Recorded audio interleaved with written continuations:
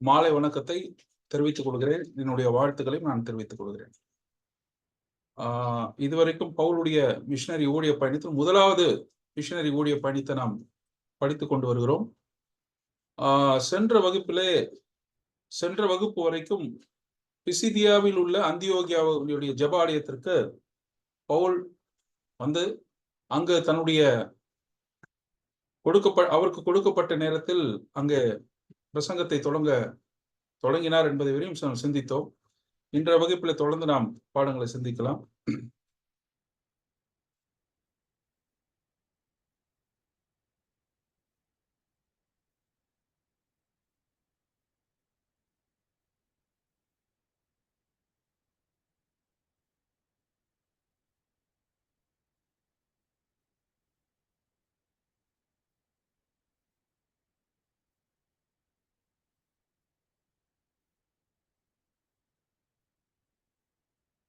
கடந்த வகுப்பிலே நாம் கிறிஸ்துவின் நியாயஸ்தானத்திற்கு முன்பாக நிற்க வேண்டும் என்கின்ற பாடத்தை நாம் சிந்தித்தோம். ஜெப ஆலயத்தில் இருக்கக்கூடிய அந்த பீமா என்கின்ற அந்த மேடை நமக்கு அதை நினைவுபடுத்துகிறது. வரலாற்றை தேவன் தன்னுடைய கட்டுப்பாட்டில் வைத்திருக்கிறார் என்பதையும் நாம் சிந்திக்க தொடங்கினோம். பவுலுடைய மெசேஜுக்கு முன்னாடி, அவருடைய செய்திக்கு முன்பதாக அவர் வரலாற்றோடு கூட தேவன் இடைப்படுகிறார் என்பதை தெளிவுபடுத்துவதற்காக சில விஷயங்களை நான் உங்களோடு கூட பகிர்ந்து கொண்டேன். எல்லா காலகட்டங்களிலும் எல்லா சாம்ராஜ்யங்களிலும் மேசியாவை பற்றிய ஆயத்தமான அந்த நிகழ்வுகளை தேவன் பேசிக்கொண்டுதான் வந்தார். எல்லா ராஜ்யங்களோடு கூட. இப்பொழுது நாம் தொடர்ந்து அந்த பிரசங்கத்தினுடைய தொடர்ச்சியை நாம் பார்க்கலாம். அப்போஸ்தலர் 13:17. இஸ்ரவேலராகிய இந்த ஜனத்தினுடைய தேவன் நம்முடைய பிதாக்களை தெரிந்து கொண்டு அன்று அப்போஸ்தலனாகிய பவுல் சொல்கிறார்.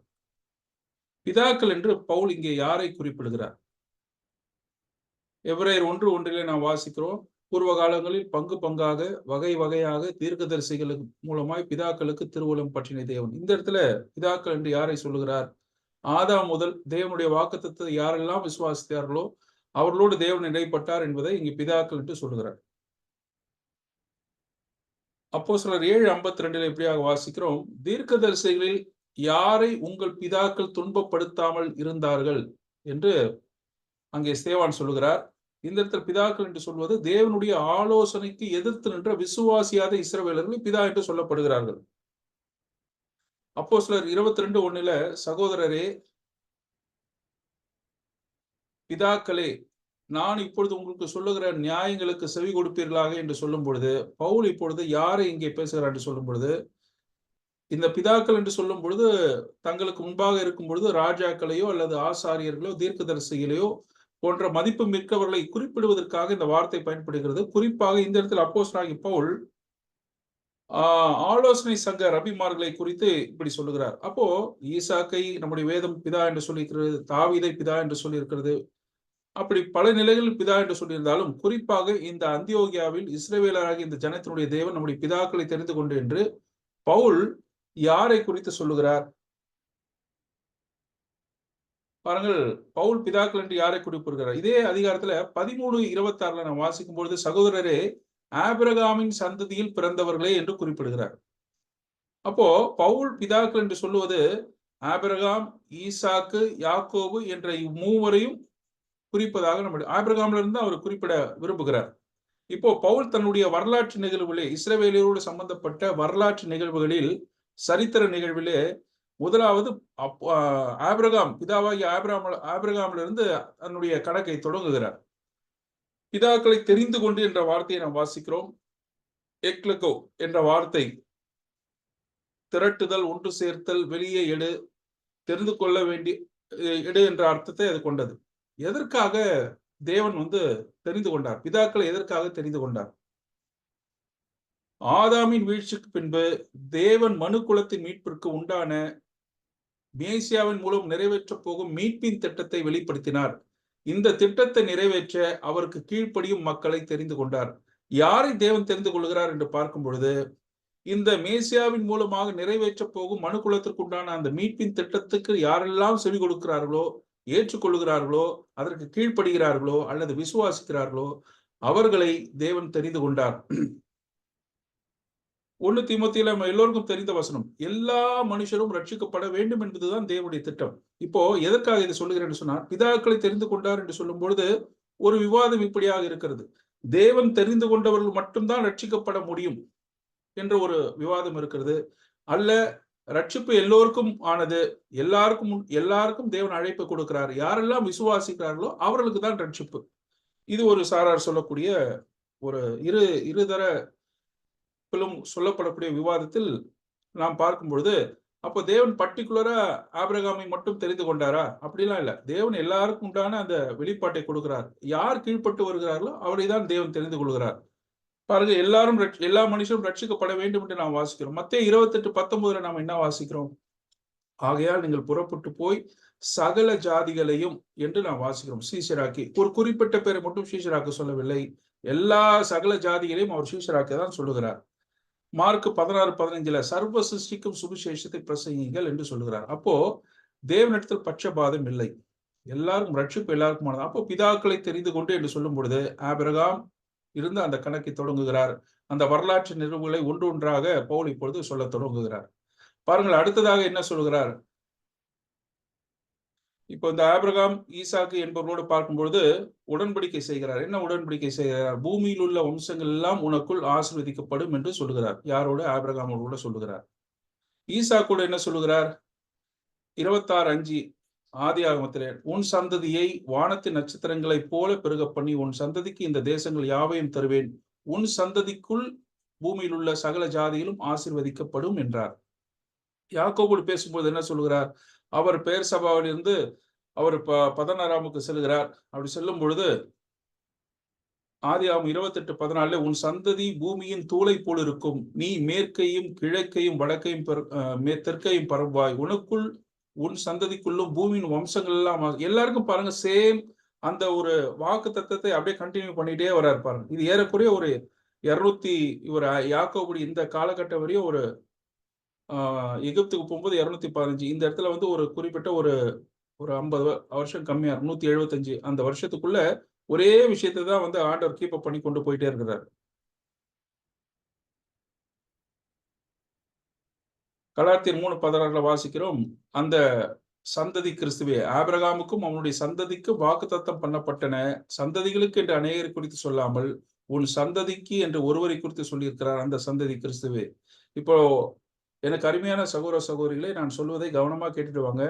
பவுல் இந்த பிரசங்கத்தினுடைய அந்த மெத்தடாலஜி, ஒரு விஷயத்தை எப்படி கன்வே பண்றாருன்னு பாத்தீங்கன்னா, சரித்திரத்திலிருந்து நிறைய நிகழ்வுகளை, அதுவும் இஸ்ரவேலும் சம்பந்தப்பட்ட ஒரு சில தகவல்களை எடுத்து இப்ப ஜெப ஆலயத்துல பேசுறாரு. ஏற்கனவே நான் சொல்லியிருந்தேன், ஜெப ஆலயத்துல பேசும்பொழுது தோராவிலிருந்து எடுக்கப்பட்ட ஒரு பகுதியும் தீர்க்க தரிசன பகுதியிலிருந்து எடுத்த பகுதியும் இணைத்து ஒரு விஷயத்தை கன்வே பண்ணும். அப்போ ஜெப ஆலயத்தில் இந்த பகுதியோடு சம்பந்தப்பட்ட விஷயங்கள் வாசிக்கப்பட்டிருக்கு. ஆபிரகாமோடு சம்பந்தப்பட்டு அவருடைய அழைப்போடு சம்பந்தப்பட்ட பகுதியெல்லாம் வாசிக்கப்பட்டு இருப்பதனால பவுல் அந்த விஷயங்களை இணைத்து தான் பேசுறார். அதை மைண்ட்ல நீங்க ரொம்ப ஞாபகம் வச்சுக்கணும்.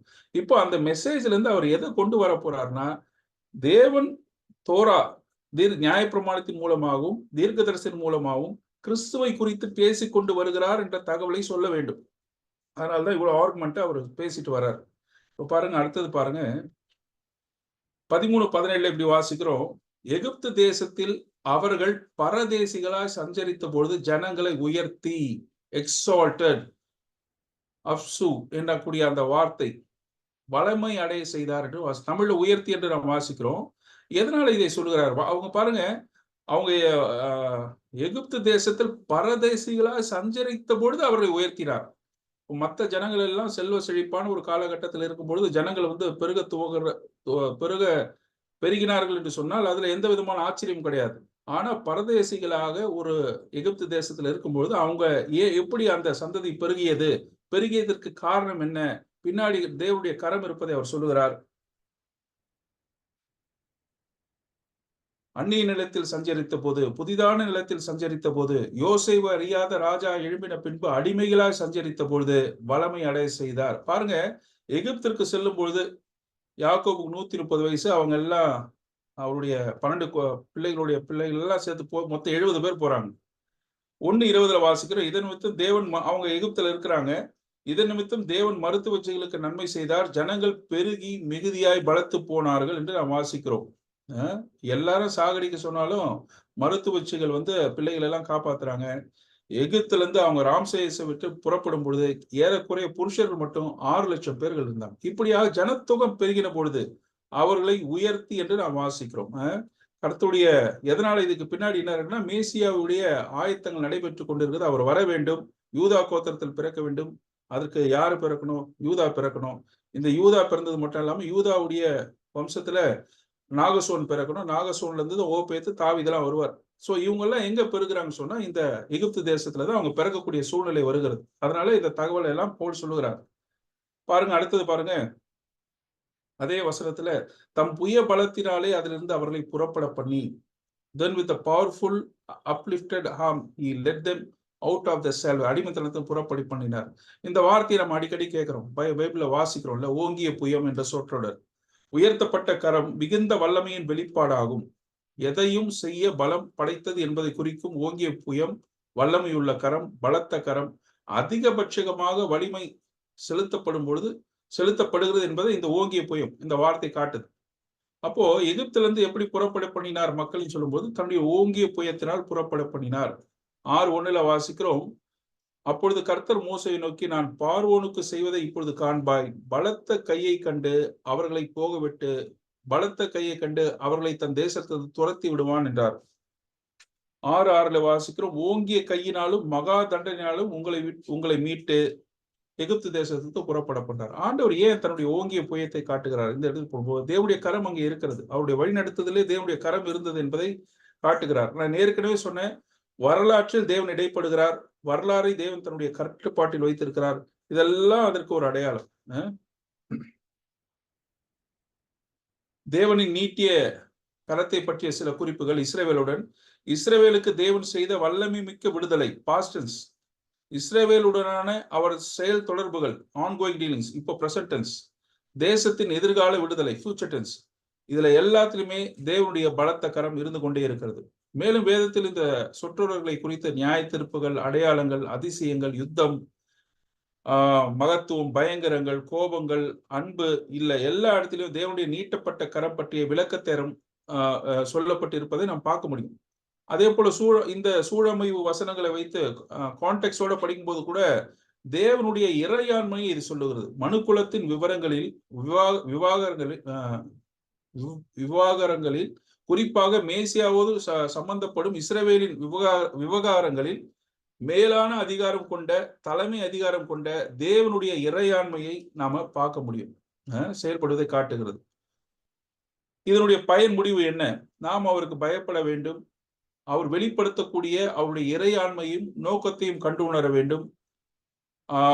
அன்பின் அருகுணம் கொண்ட செயல்படும் அவரே வணக்கத்துக்குரிய தகுதியானவர் என்பதை உணர வேண்டும். கிருபையும் மறுசீரமைப்பையும் செயல்படுத்துவதற்காக இந்த ஓங்கிய கரம் செயல்படுகிறது என்பதை நாம் உணர்ந்து கொள்ள வேண்டும். ஓங்கிய புயம் வரலாற்றில் தேவனுடைய இறையாண்மையை காட்டுகிறது என்பதை நாம் புரிந்து கொள்ள வேண்டும். நம்முடைய சப்ஜெக்ட் தலைப்பு என்னன்னு சொன்னா, வரலாற்றில் தேவன் இருக்கிறார் என்பதை காட்டுறது. அப்போ இந்த ஓங்கிய புயம், அவருடைய உயர்த்தி, அவரை தெரிந்து கொண்டு, இவைகள் எல்லாவற்றிலும் தேவனுடைய அந்த இறையாண்மை இருப்பதை நாம் பார்க்கிறோம். 18ஆம் வசனத்துல 40 வருஷங்களாய் வனாந்தரத்தில் அவர்களை ஆதரித்து என்ற வார்த்தையை நாம் வாசிக்கிறோம். இந்த செப்டோஜென்ட்ல, அதாவது எபிரேய பாஷையினுடைய கிரேக்க மொழிபெயர்ப்புல இந்த இலக்கண அமைப்புப்படி இந்த வார்த்தைக்கு 2 அர்த்தம் கொடுக்கப்படுகிறது. தமிழ்ல ஆதரித்து என்று நாம் வாசிக்கிறோம், ஆனால் கிரேக்க அந்த வார்த்தையினுடைய அந்த ஒரு ஆதரித்து என்ற வார்த்தைக்கு 2 அர்த்தம் கொடுக்கப்படுகிறது. 2 அர்த்தம் என்னன்னு பார்க்கலாம். ஒரு அர்த்தம் பார்த்தீங்கன்னா, ட்ரோபோஃபோரியோ, எரிச்சலூட்டும் விரும்பத்தகாத ஒருவரை, விரும்பத்தகாத ஒருவரை அல்லது ஏதாவது ஒன்றை ஏற்றுக்கொள்வது, அக்செப்டன்ஸ். குறை சொல்லாமல் பொறுத்து கொள்வது. செயல் வகையை, அவருடைய அந்த மேனரிசத்தை சகித்துக் கொள்ளுதல், அவருடைய வழிவகையை அந்த நமக்கு வருத்தம் இருக்கும், ஆனாலும் அதை அக்செப்ட் பண்ணிக்கிறது. அவருடைய நடைப்பாங்கால் துன்புறுவது. இந்த ஒரு வார்த்தை அவர்களை ஆதரித்து என்று சொல்லும் பொழுது 40 வருஷ காலமாக தேவன் அவருடைய எரிச்சல் விரும்பத்தகாததை அவர் ஏற்றுக்கொண்டார், சகித்து கொண்டார், அவருடைய வழிவகைகளை பொறுத்து கொண்டார். என்ற அர்த்தத்தில் ஆதரித்து என்று சொல்லப்படுகிறது. ஒரு அர்த்தம் சொல்லப்படுகிறது. மற்றொரு அர்த்தம் ஒரே ஒரு எழுத்து தான். எச் என்ற வார்த்தை வந்து இல்ல. ட்ரோபோஃபோரியோ இது ஃபோரியோ. இது வந்து என்னன்னா ஒரு செவிலிய ஒரு நர்சிங் ஒரு அம்மாவை போல பராமரித்து காப்பது. மிகவும் ஆர்வமாகவும் மென்மையாகவும் கவனித்துக் கொள்ள வேண்டும். ஒரு நர்சிங் தந்தையாக நலம் பேணுவது போல தாங்குவது போல ஆதரித்து என்ற வார்த்தை சொல்லப்படுகிறது. இது ரெண்டுமே பொருந்தும். இஸ்ரவேல் மக்களோடு சம்பந்தப்பட்டு தேவனுக்கும் இஸ்ரவேல் மக்களுக்கும் சம்பந்தப்பட்ட இடையில் அவர்களை ஆதரித்தார் அல்லது ட்ரோபோஃபோரியோ என்ற வார்த்தை 2 மீனிங்லையும் எடுத்துக்கலாம். ஒன்று பொறுத்து கொண்டார் அல்லது ஒன்னு பராமரித்துக் கொண்டார். 2 விதத்துல பார்க்கலாம். சில வசனங்களை நான் சொல்றேன் பாருங்க. முதல் பொறுத்து கொண்டார் அல்லது சகித்து கொண்டார் என்றதுக்கு நான் சொல்றேன். நெகேமியாவில் இப்படியாக சொல்லப்பட்டிருக்கிறது. எங்கள் பிதாக்களாகிய அவர்களோ அகங்காரமாய் நடந்து தங்கள் கழுத்தை கடினப்படுத்தி உங்களுடைய கற்பனைகளுக்கு செவி கொடுக்காமல் போனார்கள். அவர்கள் செவி கொடுக்க மனதில்லாமல் அவர்களிடத்தில் நீ செய்த உங்களுடைய அற்புதங்களை நினையாமல் தங்கள் கழுத்தை கடினப்படுத்தி தங்கள் அடிமைத்தனத்துக்கு திரும்பும்படி அவர்களை கலகம் பண்ணி ஒரு தலைவனை ஏற்படுத்தினார்கள். ஆகிலும் வெகுவாய் மன்னிக்கிறவர், இரக்கமும் உருக்கமும் நீடிய சாந்தமும் மகா கிருபையும் உள்ளவர், தேவராகிய நீர் அவர்களை கைவிடவில்லை. பாருங்க, அடுத்தது 19 வசனத்துல நீர் மிகுந்த மன உருக்கத்தினுடைய அவர்களை வனாந்திரத்தில் கைவிடவில்லை என்று சொல்லும்போது நீ சகித்துக் கொண்டீர். அந்த மீனிங்ல தான் இதை சொல்றார். அப்போ மோசேக்கு வந்து டென்ஷன் ஆகி மேல கொண்டு வந்த கற்பலகைகளை கிட்டத்தட்ட இந்த சிச்சுவேஷனுக்கு வரும்போது 90 நாள் தான் ராம்சேயை விட்டு கிளம்பி இந்த சீனாய் வனாந்தரத்துல இருந்திருக்காங்க. 50வது நாள்ல தேவனுடைய வார்த்தை கொடுக்கப்படுகிறது. 40 நாள் மோசே மேல இருக்கிறது, கீழே வர்றாரு. மொத்தம் 90 நாள் தான். 3 மாசம் தான். 3 மாசத்துல இவங்க இவ்வளவு பெரிய கலகத்தை உண்டு பண்றாங்க. மோசேக்கு ரொம்ப டென்ஷன் ஆகி அந்த கற்பலகையை போட்டு உடைச்சிடறாரு. அந்த அளவுக்கு டென்ஷன் பண்றாங்க. அப்போ தேவன் வந்து இந்த விஷயத்தெல்லாம் பார்க்கும்போது எப்படி இருந்தார்? அவர் பொறுத்து கொண்டார். ஏன் பொறுத்து கொண்டார்? நீங்கள் மனதிலே ஒரு விஷயத்தை பதிவு செய்து கொள்ள வேண்டும். தேவன் மேசியாவுடைய புறப்படுதலுக்கு உண்டான ஆயத்தங்களை செய்து கொண்டிருக்கிறார். அதற்காக இதையெல்லாம் பொறுத்துக் கொள்கிறார். அடுத்தது பாருங்க, என்னாகமும் 14:15 இவங்க தேசத்தை வேவு பார்க்க போயிட்டு வந்தவங்க வந்து சொல்றாங்க, ஐயோ அது நல்ல தேசம்தான், ஆனா நம்ம போயிட்டு அதை அடைய முடியாது. அங்க இருக்கிற ஏனாக்கின் புத்திரர்லாம் ராட்சதர்கள். ஆமா, அவங்க ராட்சதர், நாங்க அவங்க பார்வைக்கு வெட்டுக்கிளையை போல இருந்தோம் சொல்லிட்டு நம்ம அடைய முடியாதுன்னு சொல்லி ஒரு திருச்செய்தியை பரப்புறாங்க. மக்கள் எல்லாம் அழுகுறாங்க. அழுத உடனே அப்போ மோசே வந்து கேட்கிறாரு, தேவன் அவங்களை கொல்றேன்னு சொன்ன உடனே மோசே வந்து அவங்க ஆண்டவர்களை பிரேயர் பண்றாரு. ஒரு மனிதனை கொல்லுகிறது போல இந்த ஜனங்களை எல்லாம் நீர் கொல்லுகிறானால் அப்பொழுது உங்களுடைய கீர்த்தியை கேட்டிருக்கும் புறஜாதியார் கர்த்தர் இந்த ஜனங்களுக்கு கொடுப்போம் என்று ஆணையிட்டு தேசத்தில் அவர்கள் கொண்டு போய் விட கூடாதே போனபடியால் அவர்களை வனாந்தரத்தில் கொண்டு போட்டார் என்றவர்களே. ஆகையால் கர்த்தர் நீடிய சாந்தமும் மிகுந்த கிருபையும் உள்ளவர் என்று அக்கிரமத்தை மீறுதலை மன்னிக்கிறவர் என்று குற்றங்களை குற்றமற்றவர்களாக விடாமல் பிதாக்கள் செய்த அக்கிரமத்தை பிள்ளைகளிடத்தில் 3ஆம் 4ஆம் தலைமுறை மட்டும் விசாரிக்கிறோம் என்று நீர் சொல்லுகிறபடியே நீங்க மன்னிக்கணும் அப்படின்னு சொல்லி கேட்கிறார். மன்னித்தருளும் என்றான். அப்பொழுது கர்த்தர் உன் வார்த்தை இப்படியே மன்னித்தேன். இந்த இடத்துல அவர் பொறுத்துக்கிறார். இப்போ இவங்க வந்து தேசத்தை உளவு பார்த்து வந்த டேஸை நான் பின்னாடி இப்போ சொல்லுவேன். ஒவ்வொரு டைமும் வந்து டென்ஷன் பண்ணிட்டே தான் இருந்தாங்க கர்த்தரை. ஆனாலும் தேவன் எல்லாவற்றையும் சகித்து கொண்டார். 14:22 என் மகிமையும் நான் எகிப்திலே வனாந்தரத்தில் செய்த என் அடையாளங்களை கண்டிருந்தும் என் சத்தத்துக்கு செவி கொடாமல் இதனோட 10 முறை என்னை பரீட்சை பார்த்து மனிதன் ஒருவரும் காண மாட்டார்கள். இந்த கானான் தேசத்துக்கு போக முடியாதுன்னு சொல்றாரு. எதுக்காக இதை சொல்றேன்னா, தேவன் எந்த அளவுக்கு அவர்களை சகித்து கொண்டார் என்பதற்காக இந்த ஒரு சின்ன ஒரு கால்குலேஷன் சொல்றேன். கவனமா கேளுங்க.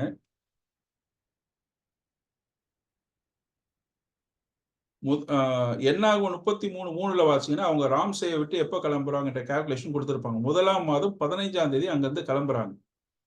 எக்ஸோடஸ் யாத்திராவும் 19:11 அவங்க எகிப்து தேசத்தில் புறப்பட்டு 3ஆம் மாதம் முதல் நாளிலே சீனாய் மலைக்கு வந்து சேர்ந்துடுறாங்க. ஏறக்குறைய 45 நாள், கீழே கணக்கு கொடுத்துருக்கேன், 45 நாள். இப்போ அங்கிருந்து இவங்க நம்பர்ஸ் கோத்திரங்களை எல்லாம் கணக்கிட்டு அவங்க அங்கிருந்து கிளம்புறாங்க. அப்போ ஏறக்குறைய 2ஆம் மாதம் 20ஆம் தேதி ஏறக்குறைய 45 நாள். இது ஒரு மொத்தம் 395 நாள். இதோட டோட்டல் டேஸ் ராம்சேல இருந்து கிளம்பி அவங்க இந்த இடத்துல இருந்து கிளம்பும் போது 395 நாள் ஆகுது. அதுக்கப்புறமா அவங்க 3 நாள் பிரயாணம் போறாங்க. தபேரா வராங்க. தபேரா என்ற இடத்துல வராங்க. 398 நாள். அந்த இடத்துல அவங்க என்ன பண்றாங்க, காடைகளை கேட்கறாங்க. 1 மாசம் சாப்பிடுறாங்க அந்த இடத்துல. மொத்தம் 428 நாளு. அதுக்கப்புறம் வந்து பார்த்தீங்கன்னா, பின்பு ஜனங்கள் கிப்ரோ தத்தாவா அதான் அந்த காடைகளை சாப்பிட்டு அந்த இடத்துல 23,000 பேர் சாகுறாங்க. அந்த இடத்துல இருந்து கிளம்புறாங்க. அஸ்ரோத்துக்கு புறப்பட்டு போறாங்க. அங்கிருந்து 1 நாள் பயணம். 428 பிளஸ் 1 நாள் 429 நாள். அதுக்கப்புறம் 7 நாள் வந்து மிரியாம் வந்து பிரச்சனை பண்ணுவாங்க. 7 நாள் அங்க அவங்க குஷ்டரோகமா இருப்பாங்க. தீட்டுப்பட்டிருப்பாங்க. அது ஒரு 7 நாள். அதாவது காதேஸ்ல 436 அஸ்ரோத்துல. பின்பு அங்கிருந்து பாரான் வனாந்தரத்துக்கு போறாங்க. இந்த கால்குலேஷன் எதுக்கெல்லாம் சொல்றேன்னா, மொத்தமே 484 நாள். அதாவது இந்த வேவ் பார்த்து சுத்தி பார்த்துட்டு வந்து சொல்றாங்க பார்த்தீங்களா? இந்த இடத்து வரையும் வெறும் 484 நாள். மொத்தமே 1.3 வருஷம் தான் ஆகுது. இந்த வருஷத்துக்குள்ள ஆண்டவர் சொல்றாரு, ஒரு கால்குலேஷன் சொல்றாரு. என்ன 10 முறை பரிச்சயத்தை பார்த்தவங்க யாரும் கானான் தேசத்துக்கு போக மாட்டான்னு சொல்றாங்க. ஆனா இந்த 484க்குள்ளேயே இவங்க ஏறக்குறைய 10 முறை பரீட்சை பார்த்துட்டாங்க. அவங்க அந்த அளவுக்கு முரட்டாட்டம் உள்ளவர்களா இருந்தாங்க. செங்கடலை பிரிக்கும்போது முரட்டாட்டம், மாராவின் தண்ணீர்ல முரட்டாட்டம், சாப்பாட்டிற்காக சண்டை போடுறாங்க சீனாய் வனாந்தரத்துல. மன்னாவுக்கு மன்னாவை வந்து மீதியா வைக்கிறாங்க. வச்சிருந்தா அடுத்த நாள் சாப்பிடுறதுக்கு ட்ரை பண்றாங்க. ஓய்வு நாளை மீறி மன்னாவை சேகரிக்க போறாங்க. ரவி தீமிலே தண்ணீருக்காக வாதாடுறாங்க. கண்ணுக்குட்டி. இப்படி 10 முறை வந்து இந்த 444 84 நாளுக்குள்ள 10 முறை ஆண்டவரை பரிசோதனை பண்ணி டென்ஷன் பண்ணிடுறாங்க. அப்போ இந்த ட்ரஃபோபோரியான்ற வார்த்தை வந்து இந்த இடத்துல பொருந்ததில்ல. அவர்களை ஆதரித்து, அவர்களை பொறுத்து கொண்டார், அவர்களை சகித்து கொண்டார் என்ற வார்த்தை வந்து நமக்கு நம்ம வந்து புரிந்து கொள்ள முடிகிறது. 2வது வார்த்தை அவர்களை பேணுவது அல்லது தாங்குவது. உபாகமத்தில் வாசிக்கிறோம், கர்த்தராகிய நான் உங்கள் தேவன் என்று நீங்கள் அறிந்து கொள்ளும்படி நான் 40 வருஷம் உங்களை வனாந்தரத்தில் நடத்தினேன். உங்கள் மேல் இருக்கிற வஸ்திரம் பாழாய் போகவில்லை என்று சொல்லுகிறார். உபாகமம் 8:3 வாசிக்கும் பொழுது நீயும் உன் பிதாக்களும் அறியாத மன்னாவினால் உன்னை போஷித்தேன் என்று சொல்லுகிறார். இந்த மன்னா இதுவரையும் வந்தது அவங்க கானான் தேசத்துக்கு போகிற வரைக்கும் இந்த மன்னா பொழிந்து கொண்டே இருந்தது. எப்போ கானான் தேசத்துக்கு போயிட்டு விவசாயம் பண்ணி அந்த முதல் கதிர்கட்டை எடுத்து சுட்டு சாப்பிட்டாங்களோ அது வரைக்கும் அந்த மன்னா பொழிந்தது என்று நாம் வாசிக்கிறோம். உபாகம் 1:32 வாசிக்கிறோம், தேவனாகிய கர்த்தர் நீங்கள் பாளையம் இறங்க இடத்தை பார்க்கவும் நீங்கள் போக வேண்டிய வழியை உங்களுக்கு காட்டவும் உங்களுக்கு முன்னாடி அவர் போனார். இரவில வந்து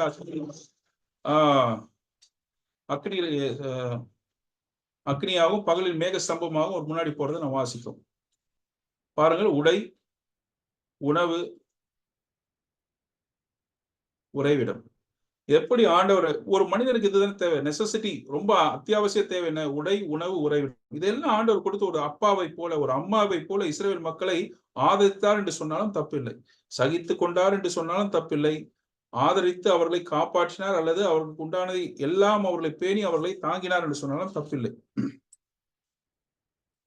இப்ப பாருங்க, 11:12 மோசே வந்து டென்ஷன் ஆகுறாரு. இவங்க எல்லாம் காடைக்காக அழுகுறாங்க. அழுகும்போது சொல்றாரு, இவங்களை கூப்பிட்டு போயின்னு சொன்னீங்களே, நான் வந்து இவங்களே பெத்தேன்.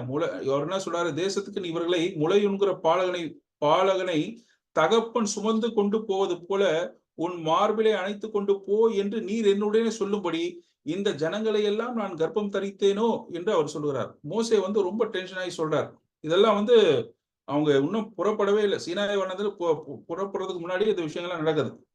இப்போ மோசே இப்படி சொன்னாரு. இதே மோசே 40 வருடம் சென்ற பின்பு அவங்களை கானான் தேசத்தை விட்டுட்ட பிறகு சொல்றாரு, ஒரு மனிதன் பிள்ளை சுமந்து கொண்டு போவது போல நீங்கள் இவ்விடத்திற்கு வரும் வரைக்கும் நடந்த வழிகள் எல்லாவற்றிலும் உங்கள் தேவனாகிய கர்த்தர் உங்களை சுமந்து கொண்டு வந்ததை கண்டீர்களே என்று சொல்கிறார். பாருங்க, ஒரு தகப்பன் பிள்ளை எப்படி சுமப்பான்? இது போல சுமக்கிறதா நம்ம மனக்கண்ல நினைப்போம். பட் இது கிடையாது. மோசே சொன்னது போல முளையுண்கிற பாலகனை தகப்பன் சுமந்து கொண்டு போவது போல உன் மார்பிலை அணைத்துக் கொண்டு ஆண்டவர் இந்த அளவாக வனாந்தரத்திலே தன்னுடைய பிள்ளைகளை அவர் சுமந்து கொண்டு வந்தார் என்பதுதான் மோசே இந்த பிக்சரைஸ் பண்ணி காட்டுறார். இந்த 40 வருஷமும் உன் தேவனாகிய கர்த்தர் உன்னோடு கூட இருந்தார், உனக்கு ஒன்றும் குறைவுபடவில்லை என்று சொல் என்றார். தேவன் தம்முடைய ஜனங்கள் கலகம் செய்த போதிலும் அவருடைய பாவங்களை சகித்து கொண்டு அவர்களை கவனித்துக் கொண்டார். இந்த ஆதரித்து என்ற ஒரு வார்த்தைக்கு தான் இவ்வளவு விளக்கத்தை நான் கொடுக்குறேன். 2 வார்த்தைகள் அங்கு சொல்லப்படுகிறது. ஒன்று சகித்து கொள்ளுதல், இன்னொன்று பேணி காத்தல். கர்த்தர் இஸ்ரவேல் மக்களுக்கு இது 2ஐயும் செய்கிறார். அப்போ 40 வருஷம் ஒரு வனாந்திர வாழ்க்கையை அங்கே சொல்லுகிறார். அதன் பின்பு பாருங்க, கானான் தேசத்துக்கு வராங்க. கானான் தேசத்தில் 7 ஜாதிகளை அழித்து என்று நாம் வாசிக்கிறோம் இல்ல. இது ரொம்ப எளிதாக நாம் வாசித்து போயிடுறோம். ஆனா அந்த ஜாதிகள் எப்பேற்பட்ட ஜனம் பெருத்த ஜாதிகளாக ஏத்தியர், கிர்காசியர், எமோரியர், கானானியர், பெருசியர், ஏவியர், எபூசியர் என்னும் 7 பலத்த ஜாதிகளை உனக்கு முன்பாக துரத்தி என்று நாம் வாசிக்கிறோம். எங்க உபாகம் 7:1 வாசிக்கிறோம். பலத்த என்று சொல்லும்போது சைஸ், நம்பர், ரேங்க் எல்லாத்தையும் விஷயம் அவங்க ரொம்ப பெருத்தவர்கள். யோசுவா 23:9 கர்த்தர் உங்களுக்கு முன்பாக பெரியவைகளும் பலத்தவைகளுமான ஜாதிகளை துரத்தி இருக்கிறார் என்று அவர் சொல்லுகிறார். யோசுவா 12:8 பாருங்க, இஸ்ரவேல் கோத்திரங்களுக்கு சுதந்திரமாக்க பங்கிட்டு ஏத்தியர் யோசுவா என்ன பண்றாரு, ஜனங்களுக்கு இந்த தேசத்தை 7 ஜாதிகள் என்று சொல்லப்பட்டாலும் உட்பிரிவா பாத்தீங்கன்னா 12:24 வாசிக்கும் போது ஏறக்குறைய இந்த 7 ஜாதிகளுக்கு 31 ராஜாக்கள் இருந்தாங்க. இந்த 31 ராஜாக்களையும் அவங்க வந்து யோசுவா சண்டை போட்டு ஜெயிச்சு அவங்கள தடுத்துறாரு. இதுக்கு பின்னாடி யார் இருக்கிறாங்க? நம்ம வாசிக்கிறோம், 7 ஜாதிகளை உனக்கு முன்பாக துரத்தி. யாரு? கர்த்தர் தான் துரத்துறாரு. கர்த்தர் அவர்களோட கூட இருக்கிறாரு. இந்த பலத்த 7 ஜாதிகள், இந்த 7 ஜாதிகளுக்குள்ள இருக்கக்கூடிய 31 ராஜாக்களையும் ஆண்டவர் அங்கிருந்து அழித்து துரத்துகிறார். அங்க ராட்சத பிறவிகள் இருந்தாலும் வாசிக்கிறோம். என்னாகும் 13:33 அவருடைய பார்வைக்கு நாங்கள் வெட்டிக்கிளைகளை போல இருந்தோம்னு சொல்றாரு. ராசி எனக்கூடிய ரபி இப்படியா சொல்லுகிறார். அவங்க பேசிக்கிறாங்களாம். யாரு? இந்த ஜெயன்ஸா இருக்கிறவங்க பேசிக்கிறாங்களாம். ஆனா திராட்சை தோட்டத்துல பாரு, எறும்பு போல ஏதோ யாரோ இருக்கிறாங்க அப்படின்னு சொல்லி பேசுறாங்களாம். அப்போ அந்த அளவுக்கு இன்னும் எக்ஸாஜரேட் பண்ணி அவர் சொல்றாரு, அந்த அளவுக்கு சின்னவங்களா இருந்தாங்க. அந்த அளவுக்கு யாரு? ஏனாக்கின் இந்த ஏத்தியர்கள் அந்த அளவுக்கு சைஸ்லயே வந்து பெரியவர்களாக இருந்தார்கள். அவர்களின் உருவம் வெட்டிக்கிளியை பார்க்கலும் மிக சிறிய எறும்பை போல இருந்தது. தேவன் ஜனம் பெருத்தவர்களை, பெரிய ராட்சித பிறவிகளை அழித்தார் என்று நாம் பார்க்கிறோம். அடுத்தது பங்கிடுதல். இதையும் சொல்றாரு, அவர்களுடைய தேசத்தை அவர்களுக்கு சுதந்திரமாக பங்கிட்டு கொடுத்து என்று நாம் வாசிக்கிறோம். சீட்டு போடுதல், விரோதங்களை ஒழித்து பலவான்கள் நடுவே சிக்கருக்கும் என்று நாம் வாசிக்கிறோம். அதே போல சீட்டு போடுதல் வழக்கம் பழைய ஏற்பாட்டில் இருந்தது. 70 முறை, புதிய ஏற்பாட்டில் 7 முறையும் குறிப்பிடப்பட்டிருக்கிறது. இந்த சீட்டு போடுவது பற்றி பல குறிப்புகள் இருந்த போதிலும் உண்மையான சீட்டுகளை பற்றி எதுவும் தெரியவில்லை. அவை வந்து பல்வேறு நீல குச்சிகளே ஆகும். இது போல பாருங்க, இது போல குச்சிகளை யூஸ் பண்ணி அவங்க சீட்டு போட்டதா சொல்லப்படுறது. இல்லைன்னா நாணயங்கள் போன்ற தட்டையான கற்களை யூஸ் பண்ணியிருக்காங்க. இது போல யூஸ் பண்ணியிருக்காங்க. சில வகையான பகடையை வந்து யூஸ் பண்ணியிருக்கலாம் சீட்டு போடுதல். ஏதோ ஒன்று இந்த சீட்டு போட்டுதான் இந்த நிலத்தை ஆண்டவர் பங்கிட்டு கொடுத்திருக்கிறார். யோசுவா 18:3 ஆகையால் யோசுவா இஸ்ரவேல் புத்திரை நோக்கி, உங்கள் பிதாக்களின் தேவனாகிய கர்த்தர் உங்களுக்கு கொடுத்த தேசத்தை சுதந்திரித்துக் கொள்வதற்கு நீங்கள் எந்த மட்டும் வசதியா இருப்பீர்கள். அவங்களுக்கே சோர்வாயிடுச்சு. ஏறக்குறையங்க ஒரு 300 kilometre 400 kilometre distance north to south, இந்த பக்கம் ஒரு 100 கிலோமீட்டர், இந்த அளவுக்கு இருக்கக்கூடிய ஒரு தேசத்தை இவங்க சர்வே பண்றதுக்கு எவ்வளவு ஒரு சாதாரணமான விஷயம் இல்லைல்ல. அவங்க சோர்ந்து போறாங்க. ஏற்கனவே 2.5 கோத்திரம் வந்து கிழக்கு பக்கமா கோத்திரம் எடுத்தாச்சு. மீதி 9 கோத்திரத்துக்கு தான் இந்த பக்கம் அளக்கணும். நூக் அண்ட் கார்னர் அளக்கணும். அளந்து அந்த அளவை வந்து கொண்டு வர சொல்றாரு. யோசுவா கொண்டு வர சொல்றாரு. கோத்திரங்களுக்கு 3 மனுஷரை தெரிந்து கொண்டு அவர்கள் எழுந்து புறப்பட்டு தேசத்தில் சுற்றி திரிந்து அதை தங்கள் சுதந்திரத்துக்கு தக்கதாக விவரமா எழுதி என்னிடத்தில் கொண்டு வரும்படி அவர்களை அனுப்பினேன். அப்படி கொண்டு வந்து அதை கர்த்தருடைய சமூகத்தில் சீட்டு போட்டு அந்த கோத்திரங்களுக்கு இடத்த பங்கிட்டு கொடுக்கக்கூடிய ஒரு வேலையை செஞ்சார். அப்படிதான் இந்த மேப் நம்ம பார்க்கிறோம். இது சாதாரணமா முடிகிற வேலையே கிடையாது. இன்னைக்கு ஒரு நிலத்தை சர்வே பண்ணணும்னா நீங்க விஓ ஆஃபீஸ், வில்லேஜ் ஆஃபீஸர் போய் பார்த்து அவங்களை கொண்டு வந்து எல்லாவுடைய கார்னர்ஸும் நீங்க அளந்து பார்த்து ஒரு சின்ன நிலப்பகுதி அளக்கிறது எவ்வளவு பெரிய வேலையா இருக்கு. ஆனா அன்னைக்கு அந்த காலத்துல மேப் இல்லாத காலகட்டம், வசதி இல்லாத காலகட்டம், இதெல்லாம் இல்லாத காலகட்டத்துல இந்த தேசத்தை பங்கிடுவது என்றால் அதுவும் கோத்திரத்துக்கு எந்தெந்த கோத்திரத்துக்கு எது வர வேண்டும் என்று சொன்னால் இது எப்படி முடியும்? கர்த்தர் அவரோடு கூட இருந்தார் என்பது நிச்சயமாக தெரிகிறது. ஏறக்குறைய 20 25 வருஷம், 5 வருஷம் சண்டை போட்டாங்க 31 ராஜாக்களை தோக்கடிக்க. மீதி 20 வருஷம் ஆச்சு இந்த நிலங்கள் அளக்கிறது. பெரிய ஒரு வேலையை அவங்க செஞ்சு முடிச்சாங்க. அதுக்கப்புறம் தான் நிலம் பங்கிடப்பட்டது. பிரதர்ஸ், சிஸ்டர்ஸ், நான் எதுக்கு இதெல்லாம் விவரமா சொல்லிட்டு வரேன்னா, பவுல் தன்னுடைய ஆர்குமெண்ட்டுக்கு எவ்வளவு விஷயங்களை எடுத்து சொல்றாரு பாருங்க. இதெல்லாம் இஸ்ரவேல் மக்களுக்கு புரிஞ்சிடும், சொல்லும் போதே புரியும். இதுக்கு பின்னாடி இருக்கக்கூடிய வரலாற்று இருக்கக்கூடிய தேவனை பற்றி சொல்லி வருகிறார். ஏன்னா பின்னாடி அந்த மெசேஜ் உடைய முதல் ஆதாரமே வந்து மேசியாவை தான் கொண்டு வருவார். அதுக்காக தான் இதெல்லாம் சொல்லிட்டு வரேன். அதன் பின்பு 450 வருஷம் வரைக்கும் நியாயாதிபதிகளை ஏற்படுத்தினார் என்று நாம் வாசிக்கிறோம். 13 நியாயாதிபதிகள். கொஞ்சம் ஃபாஸ்டா போறேன். 13 நியாயாதிபதிகளை கொண்டு வர்றாரு. அதுக்கப்புறமா சவுல கொடுக்கிறார். 40 வருஷமா சவுல கொடுக்கிறார். நான் அவர்களை ஆளாதபடிக்கு என்னைத்தான் தள்ளினார்கள். அவங்க ராஜாவை கேட்கும் போது அடமன் பண்ணி தான் கேட்கிறாங்க. அடமன் பண்ணி எங்களுக்கு ராஜா வேணும்னு சொல்லி அடமன் பண்ணி கேட்கிறாங்க. அப்ப ஆண்டவர் சொல்றாரு பாருங்க, நான் அவர்களை எகிப்திலிருந்து பண்ணின நாள் முதல் இந்நாள் மட்டும் அவர்களை என்னை விட்டு வேற தேவர்களை சேவித்து வந்த தங்கள் எல்லா செயல்படியும் செய்தது போல அவர்கள் உனக்கும் செய்கிறார்கள், நீ விட்டு அவங்கள பண்ண சொல்றாங்க. அந்த அளவுக்கு அடமண்டா இருக்கிறாங்க. ராஜாவினுடைய எதிர்மறையான கேரக்டர்ஸ் எல்லாம் சொல்றாரு. ஆனாலும் எங்களுக்கு ராஜா வேணும் தான் சொன்னாங்க. அதன் பின்பு அவரை தள்ளி தன்னுடைய இருதயத்துக்கு ஏற்ற தாவீதை இந்த இடத்துல அறிமுகப்படுத்துறாரு. எப்போ சொல்றாரு? இந்த வசனத்தை வாசிக்கிறோம்.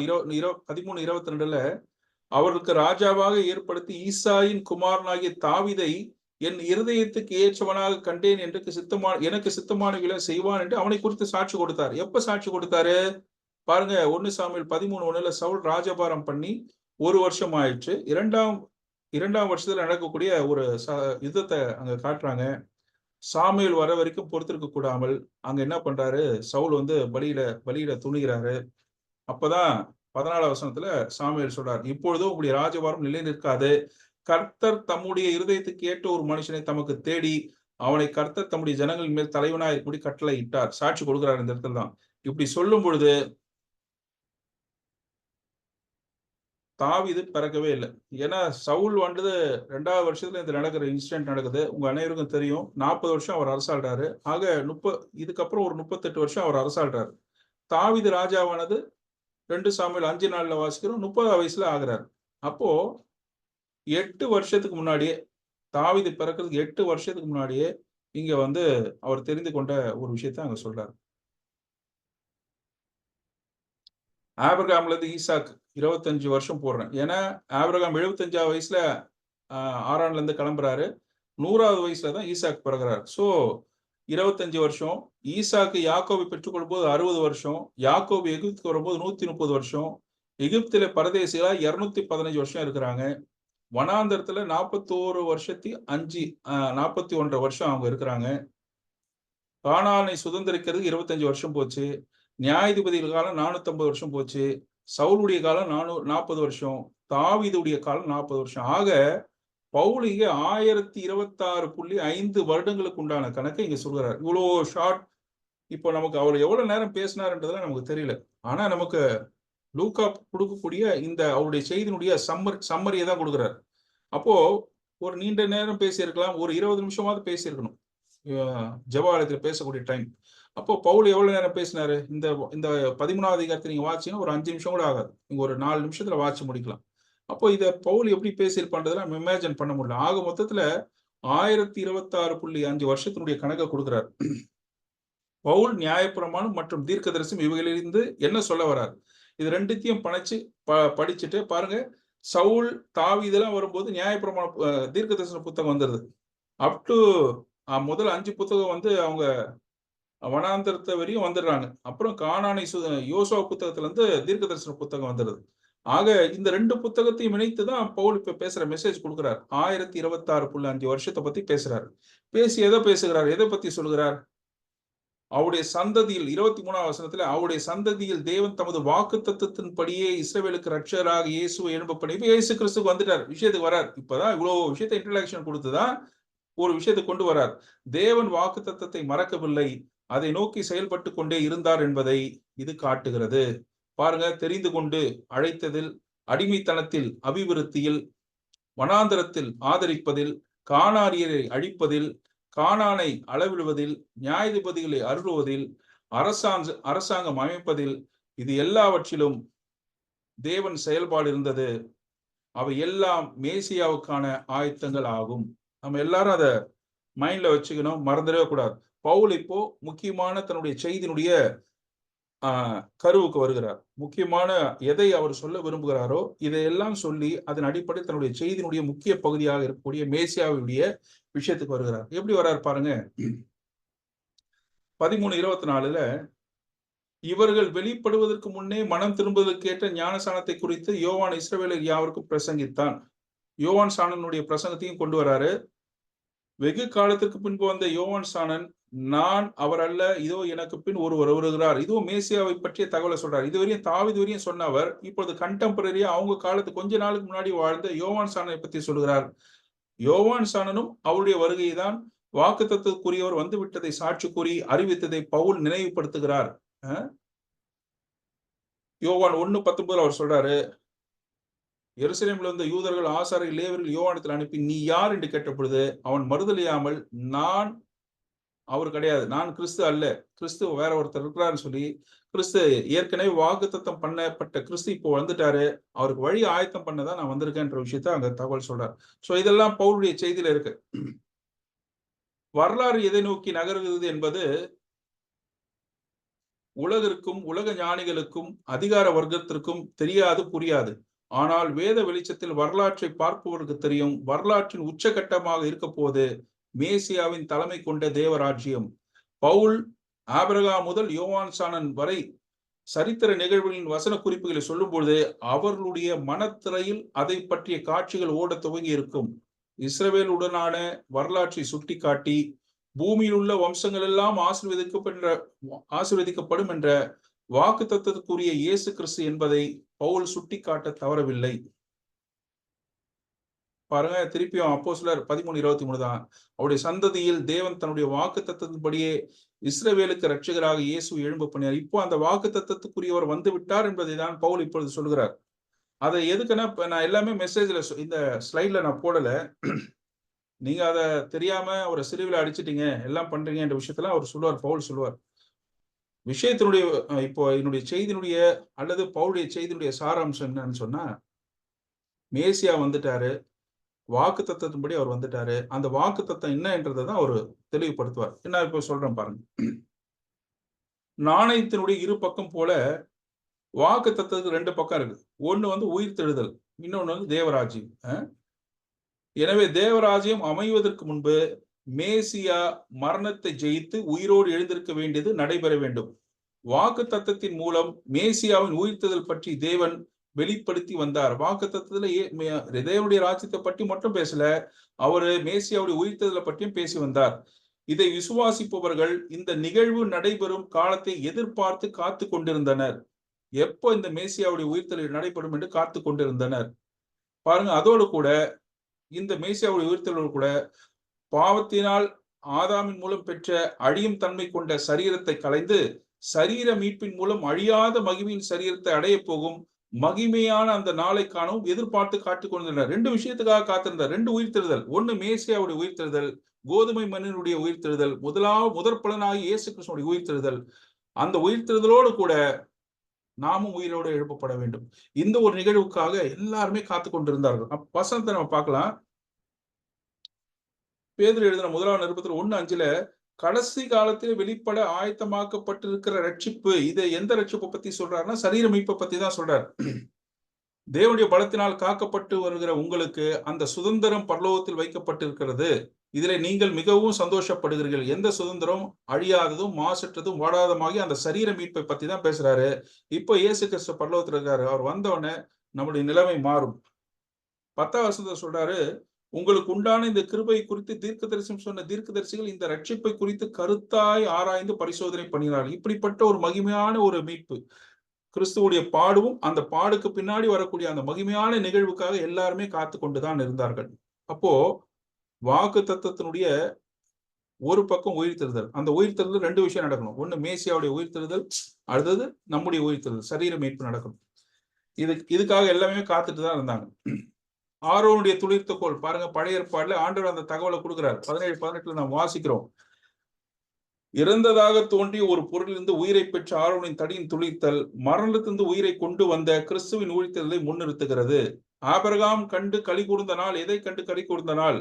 ஆண்டவராய் இயேசு கிறிஸ்துவுடைய அந்த உயிர்த்தெழுதல் நடக்கக்கூடிய அந்த நிகழ்வை தான் ஒரு யெகோவா ஈரே என்று பேர் வைக்கிறார். ஆபிரகாம் என்னுடைய நாளை காண ஆசையா இருந்தான், கண்டு களி கூர்ந்தான். 12:13 பூமியில் உள்ள வம்சங்கள் எல்லாம் உனக்குள் ஆசீர்வதிக்கப்படும். இந்த தீர்க்க தரிசன வார்த்தை எப்படி நிறைவேறும்? அவருடைய உயிர்த்தெழுதல் மூலமாக தான் நிறைவேறும்.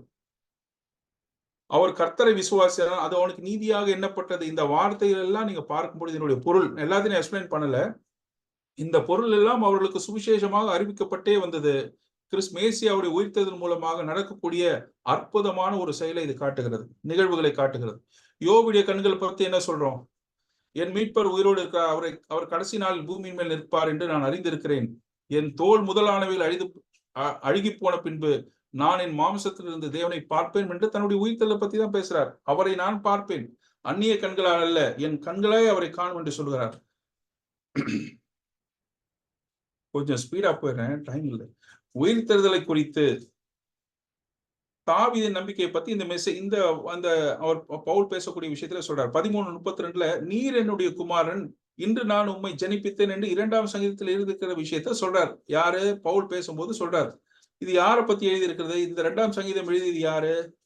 அப்போஸ்தலர் 4:26 வாசிக்கிறோம். உம்முடைய தாசனாகிய தாவீதின் வாக்கினாலே உரைத்தீரே என்று சொல்கிறார். பேசிட்டே வர்றார். புறஜாதிகள் கொந்தளித்து ஜனங்கள் விருதா காரியங்களை சிந்திப்பானே, இந்த விஷயங்கள்லாம் பேசுறாங்க. கர்த்தருக்கு விரோதமாக, அவருடைய கிறிஸ்துவுக்கு விரோதமாக பூமியின் ராஜாக்கள் ஒன்று கூடிய நிகழ்வுலாம் சொல்லிட்டு உடைய தாசனாகி தாவீதின் வாக்கினால் உரைத்தீரே. தாவீது யாரை பத்தி பேசினார்? நீர் என்னுடைய குமாரன், நான் உம்மை ஜனிப்பித்தேன் என்று யாரை குறித்து சொன்னார்? 13:35 உம்முடைய பரிசுத்தர் அழிவை காண ஒட்டீர் என்று வேறொரு சங்கீதத்தில் சொல்லி இருக்கிறது. எங்க சொல்லி இருக்கு? சங்கீதம் 16:5 என் ஆத்மாவை பாதாளத்தில் உம்முடைய பரிசுத்தவான் அழிவை காண ஒட்டீர் என்று சொல்லி மேசியாவுடைய உயிர்த்தெழுதலை பற்றி 16ஆவது சங்கீதத்தில் பேசுறாரு. அதே 16:9 ஆகையால் என் இருதயம் பூரித்து என் மகிமை களி கூர்ந்து என் மாம்சம் நம்பிக்கையோடு தங்கி இருக்குன்னு சொல்லி தன்னுடைய உயிர்த்தெழுதலை பத்தி தாவீது அங்க பேசுகிறார். அப்போ 2 விஷயத்தை தாவீது எதிர்பார்த்து கொண்டுதான் இருந்தார். 2, அதாவது வாக்குத்தத்தத்தினுடைய 2 வாக்குத்தத்தத்தில் அடங்கி இருக்கக்கூடிய உயிர்த்தெழுதல், அந்த உயிர்த்தெழுதலுடைய 2 கூறுகளாக இருக்கக்கூடிய மேசியாவுடைய உயிர்த்தெழுதல், பின்பு அவரை விசுவாசிப்பவருடைய சரீர மீட்பு, 2மே நடக்க வேண்டும். தாவீது அதைதான் நம்பிக்கை உள்ளவராக இருந்தார். மேசியாவின் உயிர்த்தெழுதல் மற்றும் தன்னுடைய உயிர்த்தெழுதல் 2ம் நம்பிக்கையோடு எதிர்நோக்கி இருந்தார் தாவீது. 13:34 இனி அவர் அழிவுக்குட்படாதபடிக்கு அவரை மரித்தோர்ந்து எழுப்பினார் என்பதை குறித்து தாவீதுக்கு அருளின நிச்சயமான கிருபையை உங்களுக்கு கட்டளையவே என்று திருவுளம் பற்றினார். பாருங்க, நேரம் இல்லாதனால மற்ற விஷயம் நான் எக்ஸ்பிளைன் பண்ணல.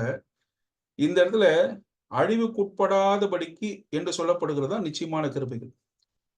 தாவீதுக்கு ஒரு விஷயத்தை ஆண்டவர் கன்வே பண்ணியிருக்காரு. நாத்தான் வேலு மூலமா சொல்றார். இந்த விஷயங்கள் தான் பேசுறார். 7:16 இருக்கு, நிறைய விஷயங்களை பேசுறார். உன் ராஜாசனம் என்றென்றைக்கும் நிலைத்திருக்கும்.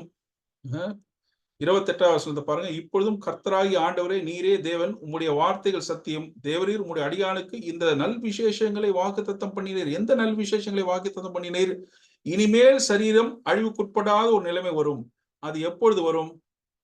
இயேசு கிறிஸ்து உயிரோடு எழுந்துட்டார். அவர் இனிமேல் அழிவுக்குட்படுவதில்லை. அந்த அழிவுக்குட்படாத அந்த நிச்சயமான கிருபைகளை நான் உனக்கும் அருளுவேன் என்று தாவீதோடு வாக்குத்தத்தம் பண்ணியிருக்கிறார். அப்போ நிச்சயமான கிருபைகள் 2 கூறையும் சொல்லுது, 2 விஷயத்தையும் சொல்லுது. ஒண்ணு மேசியாவுடைய உயிர்த்தெழுதல், அவர் இனிமேல் அழிவுக்குட்படாதவராக இருக்க போகிறார். அந்த நற்கிருபைகளை, அந்த நிச்சயமான கிருபைகளை தாவீதே உனக்கும் நான் தருவேன் என்று சொல்லுகிறார். இதுதான் ஏசாயா 55:3 புது உடன்படிக்கையா நமக்கு சொல்லப்படுகிறது. நிச்சயமான கிருபைகள், இனி அழிவே இல்லாத ஒரு ராஜ்யத்துக்குள் நம்ம பிரவேசிக்க போறோம் என்ற வாக்குத்தத்தத்தை தாவீது கொடுத்திருக்காரு. அப்போ தாவீதுக்கு உயிர்த்தெழுதல் மேல் நம்பிக்கை இருந்தது. இந்த விஷயத்தெல்லாம் யார் சொல்றது? பவுல் இப்ப சொல்றார். தாவீத இந்த நம்பிக்கையுடையவராக தான் இருந்தாரு, அவரை இப்ப அடங்கம் பண்ணிட்டாங்க. அப்ப இது யாரை பத்தி தாவீது பேசுனது? மேசியாவுடைய உயிர்த்தெழுதலை பத்தி தான் பேசியிருக்கு. எனக்கு அருமையான சகோதர சகோதரிகளே, அவர் ஜெபாலயத்தில் இருக்கிறவங்க பத்தி பேசுறாரு. இந்த மேசியா தான் நமக்கு நித்திய ராஜ்யத்துக்குரியவராக இருக்க போகிறார், அவரே உயிர்த்தெழுந்தார் என்ற விஷயத்தெல்லாம் அவங்க சொல்றாரு. இந்த நம்பிக்கையே பவுலுடைய சுவிசேஷத்தின் ஆதாரமாக இருந்தது. எல்லா இடத்துலயும் பவுல் பேசும்பொழுது உயிர்த்தெழுதலை பத்தி பேசாம இல்லை. தெசலோனிக்கேல வாசிக்கிறோம் 17:2 கிறிஸ்து பாடுபடுவோம் மரித்தோரிலிருந்து எழுந்திருக்க வேண்டியது என்று நான் உங்களுக்கு அறிவிக்கிற இந்த இயேசுவை கிறிஸ்து என்று காண்பித்து திஷ்டாரப்படுத்தினான். எங்க? தெசலோனிக்காவில் இருக்க ஜெபாலயத்துல. அத்தனையில பேசும்பொழுது 17:13-31 அந்த மனுஷனை மரித்தோரிலிருந்து எழுப்பினதுனாலே அது நிச்சயத்தை எல்லோருக்கும் விளங்க பண்ணினார். மார்ஸ் மேடையில பேசுறாரு அந்த ஞானிகளுக்கு மத்தியில. அடுத்தது எருசலேமில் இருக்கக்கூடிய ஆலோசனை சங்கத்தோடு பேசும் பொழுது, பின்பு அவர்கள் சதுசேயர் ஒரு பக்கம், பரிசேயர் ஒரு பக்கமாக இருக்கிறார் என்று அறிந்து, சகோதரரே, நான் பரிசேயனும் பரிசேயனுடைய மகனுமாய் இருக்கிறேன். மரித்தோருடைய உயிர்த்தெழுதலை பற்றிய நம்பிக்கையை குறித்து நான் நியாயம் விசாரிக்கப்படுகிறேன் சொல்றார்கள். அகிரிப்பாவுக்கு முன்னாடி நிற்கும் பொழுது, தேவன் தம்முடைய பிதாக்களுக்கு அருளி செய்த வாக்குத்தத்தம் நிறைவேறும் என்ற நம்பிக்கைக்காகவே நான் இப்பொழுது நியாயத்தீர்ப்படைகிறேன். இரவும் பகலும் இடைவிடாமல் ஆராதனை செய்து வருகிற நம்முடைய 12 கோத்திரத்தாரும் அந்த வாக்குத்தத்தம் நிறைவேற வேண்டும் என்று நம்பியிருந்தார்கள். அகிரிப்பா ராஜாவே, அந்த நம்பிக்கை நிமித்தமே யூதர்களின் மேல் குற்றம் சாட்டுகிறார்கள். தேவன் மரித்தோரை எழுப்புகளை நம்பப்படாத காரியமா என்று சொல்கிறார். அப்போ எல்லா இடங்களிலும் இந்த மரித்தோரின் உயிர்த்தெழுதலை பற்றி பேசுகிறார். தாவீதும் அதை தான் நம்பிக்கொண்டிருந்தார். 12 கோத்திரத்தினாலும் இந்த நாளைக்கான ஆசையா இருந்தார்கள். நான் எக்ஸாம்பிள் சொன்னேன், தாவீதை பத்தி சொன்னேன், யோபு பத்தி சொன்னேன், ஆரோனுடைய துளிர்த்த கோல் பத்தி சொன்னேன். நிறைய விஷயங்களை பழைய ஏற்பாடுல நீங்க வாசிச்சீங்கன்னா, இந்த மரித்தோருடைய உயிர்த்தெழுதல் நம்ம பேதுருல வாசிச்சோம். இந்த விஷயத்துல அவங்க கருத்தா ஆராய்ச்சி பண்ணாங்க. தேவதூதர்கள் ஆசையா அந்த நாளைக்கான உயிர்த்தெழுதல் காட்சியை காண்பதற்கு ஆசையா இருக்கிறாங்க. எப்படா அந்த நிகழ்வு நடக்கும் என்ற விஷயத்தை யோசிக்கிறாங்க. இதை தருபவர் ஆண்டவராய் இயேசு கிறிஸ்து என்பதுதான் அவருடைய செய்தியின் சாரமாக இருந்தது. நான் இன்னைக்கு இதுவரையும் நான் க்ளோஸ் பண்றேன். மற்றது நம்ம அடுத்த வாரம் பார்க்கலாம். இப்போ இன்றைய வகுப்புல நாம் கற்றுக்கொண்டது என்ன? நம்முடைய நம்பிக்கை என்னவாக இருக்கிறது? பழைய ஏற்பாடுல இருந்த பரிசுத்தவான்கள் எல்லாமே இந்த நம்பிக்கையை நோக்கி தான் வாழ்ந்தாங்க. மேசியாவுடைய வருகை, அவர் மரணத்தை ஜெயிக்கக்கூடிய அந்த உயிர்த்தெழுதல், பின்பு அவரோடு கூட நம்முடைய உயிர்த்தெழுதல், பின்பு நாணயத்தின் மறுபக்கமாக வாக்குத்தத்தனுடைய இன்னொரு பக்கமாக இருக்கக்கூடிய தேவராஜ்யம் அமைக்கப்படுதல். நம்முடைய நம்பிக்கையாக இது இருக்கிறதா? இந்த நம்பிக்கையை நோக்கி நாம் ஓடுகிறோமா? நீங்கள் வாழ்க்கையில் உங்களுடைய நம்பிக்கையாக எதை வைப்பீர்களோ அதை நோக்கிதான் உங்களுடைய வாழ்க்கை நகரும். அதை மறந்துடாதீங்க. அடுத்தது, நம்முடைய வாழ்வின் அனைத்து சூழ்நிலைகளும் நாம் நம்பிக்கையை நோக்கி செல்கிறோம் என்பதை காட்ட வேண்டும். நாம எதை நோக்கி செல்றோம் என்றது நம்முடைய வாழ்க்கையில எல்லா விஷயமும் அந்த நம்பிக்கையை நோக்கி தான் நகர்கிறோம். மேசியாவுக்குண்டான அந்த உயிர்த்தெழுதல் நோக்கிதான், மேசியா ஏற்கனவே உயிர்த்தெழுந்து விட்டார், நாமும் உயிரோடு எழுப்பப்படுவோம் என்கின்ற அந்த நம்பிக்கையை நோக்கி நாம் செயல்பட்டு கொண்டிருக்கிறோம் என்பதை நீங்க உங்களுடைய லைஃப்ல காட்டணும். நம்முடைய லைஃப்ல காட்டணும், உலக மக்களுக்கு காட்டணும், எல்லா சூழ்நிலையும் காட்டணும். மறந்துடக்கூடாது.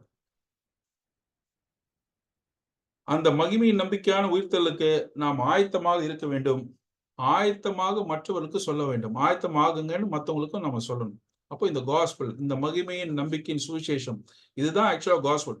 காஸ்பலுடைய ஒட்டுமொத்த அந்த சர்க்கிள், ஃபுல் சர்க்கிள் எதுன்னு பாத்தீங்கன்னா, இயேசு கிறிஸ்து மரித்தார் என்பது மட்டுமல்ல, அவர் மரித்து மரணத்தை உயிரோடு எழுந்தார். அவர் விசுவாசிப்பவரும் உயிரோடு எழுப்பப்படுவார்கள். எழுப்பப்படக்கூடிய அனைவரும் அவருடைய ராஜ்யத்தில் ஆளுகை செய்யக்கூடியவர்களாக காணப்படுவார்கள் என்பதுதான் காஸ்பலுடைய ஒட்டுமொத்த ஒரு ஃபுல் சர்க்கிள். அப்போ பவுல் இந்த ஆந்தியோகுல பிரசங்கம் பண்ண அந்த செய்தியினுடைய சாராம்சம் என்னன்னு பாத்தீங்கன்னா, நியாயப்பிரமாணத்திலிருந்தும் தீர்க்கதரிசன புத்தகத்திலிருந்தும் வாசிக்கப்பட்ட பகுதிகளை இணைத்து அதில் மேசியாவை காண்பிக்க தொடங்கினார். நீங்க சிலுவையில் அடிச்ச, நீங்க எல்லாம் அவரை பத்தி எழுதியிருக்கிற விஷயத்தெல்லாம் நீங்க நிறைவேற்றி கலர்ல வச்சுங்க. தேவன் உயிரோடு அவரை எழுப்பினார். நாங்க அதுக்கு சாட்சிகளாக இருக்கிறோம். அவர் இப்போ எழுந்தது சாதாரண விஷயம் இல்லை. இந்த வாக்குத்தத்தம் ஏற்கனவே எல்லாரும் இந்த வாக்குத்தத்துக்காக தான் வெயிட் பண்ணாங்க. அதை அவர் ப்ரூவ் பண்ணிட்டாரு. இப்ப நமக்கு அஷூரன்ஸ் இருக்கு. நாமளும் உயிரோடு எழுப்பப்படுவோம் என்றதுக்கு பரிசுத்த ஆவியானவர் நமக்கு அச்சாரமா கொடுக்கப்பட்டிருக்கார். பரிசுத்த ஆவியானவருக்கு நமக்குள்ள கொடுக்கப்பட்டிருக்காருன்னு சொன்னா, நாமும் உயிரோடு எழுப்பப்படுவோம் என்பதுக்குண்டான அட்வான்ஸ் தான் அவர். நம்முடைய சரீர மீட்பு நடக்கும். மேசியா எப்படி மரணத்தை ஜெயித்தாரோ நாமும் மரணத்தை ஜெயிப்போம் என்கின்ற ஒரு அஷூரன்ஸ் கொடுக்கிறது தான் பரிசுத்த ஆவியானவர் நமக்குள்ள இருக்கிறார். அதனால எப்பேற்பட்ட நம்பிக்கை உடையவர்களாக நாம் இருக்க வேண்டும். நாம் அப்படி நம்முடைய வாழ்க்கையில் காணப்படுகிறோம் என்பதை சிந்தித்து பார்ப்போம். கொஞ்சம் நம்ம அடுத்த வகுப்புல நான் 14வது இடத்துல முடிக்கணுன்றதுனால கொஞ்சம் ஸ்பீடா சொல்லிட்டேன். பட் எனிவே, நான் கன்வே பண்ண வேண்டியதை முக்கியமான தகவல் எல்லாம் நான் சொல்லியிருக்கிறேன். நீங்க படிங்க. எந்த வேத பகுதியும் நீங்க ஆழ்ந்து படிக்கணுன்றதுக்காக தான் சில வார்த்தையினுடைய எக்ஸ்பிளனேஷன் நான் கொடுக்குறேன். பாருங்க, ஆதரித்து என்ற ஒரு வார்த்தையை சாதாரண ஆதரித்து நான் சொல்லிட்டு போகலாம், உயர்த்தி என்ற வார்த்தையை நான் சொல்லிட்டு போகலாம், தெரிந்து கொண்டு என்ற வார்த்தையை சொல்லிட்டு போகலாம். அப்படிலாம் இல்லை. எதுக்கு அதை ஆண்டவர் அந்த இடத்துல பயன்படுத்தி இருக்கிறார் பார்க்கும் பொழுது, நீங்க பெரிய ஒரு 1026.5 வருஷத்தினுடைய வரலாற்று பவுல் சொல்லுகிறார். ஏன் சொல்றாரு? சும்மா சொல்றாரா? டைம் பாஸ் ஆகுறதா சொல்றாரு? இல்லவே இல்லை. தேவனுடைய கரம், உயர்த்தப்பட்ட கரம் அங்கே இருக்கிறது. மேசியாவுக்குண்டான வருகைக்குண்டான ஆயத்தங்களை அவர் எப்படி செய்து கொண்டு வருகிறார் என்பதை காட்டுகிறது. யோவான் சாணன் வரையும் பேசுறாரு. பின்பு யோவான் சாணன் தாவீதுக்கு போறாரு. சங்கீதங்களில் சொல்லப்பட்ட அவருடைய தாவீதுடைய நம்பிக்கையை பற்றி பேசுகிறார். பவுல் தன்னுடைய நம்பிக்கையாக அதை வைத்திருப்பதை சொல்கிறார். நாம் அதை நம்பிக்கையாக வைத்திருக்கிறோமா? இந்த நம்பிக்கையின் அடிப்படையில் தான் நம்ம ரட்சிக்கப்படுறோம். அதனால எனக்கு அருமையான சகோதர சகோதரிகளே, அப்படிப்பட்ட நம்பிக்கை உடையவர்களாக நாம் வாழ்வதற்கு கர்த்தர் கிருபையில நமக்கு தருவாராக. அடுத்த வகுப்பிலே சந்திப்போம். நன்றி, வணக்கம்.